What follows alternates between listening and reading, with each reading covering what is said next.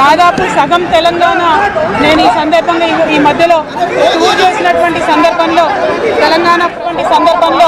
తెలంగాణ ప్రజలు అనుకుంటున్నటువంటి విషయాలను మాత్రమే నేను పెద్ద ఎత్తున పర్సనల్ ఎజెండా ఏమీ లేదు. నాకు వ్యక్తిగతంగా ఎవరి మీద ద్వేషం లేదు, ఎవరి మీద ప్రేమ లేదు.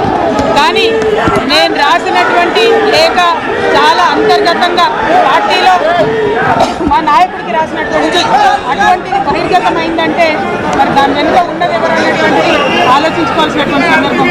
I have return to my father Shri KCR గారు feedback which I got from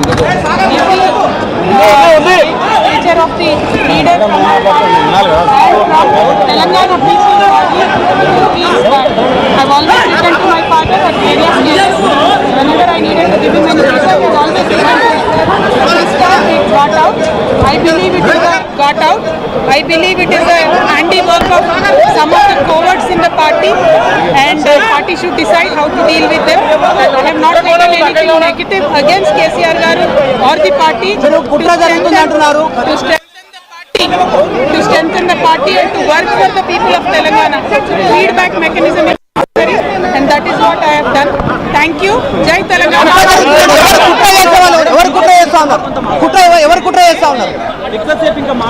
KCR గారు దేవుడు కానీ కేసీఆర్ గారి చుట్టూ కొన్ని దయ్యాలు ఉన్నాయి. వాళ్ళ వల్ల చాలా నష్టం జరుగుతున్నది.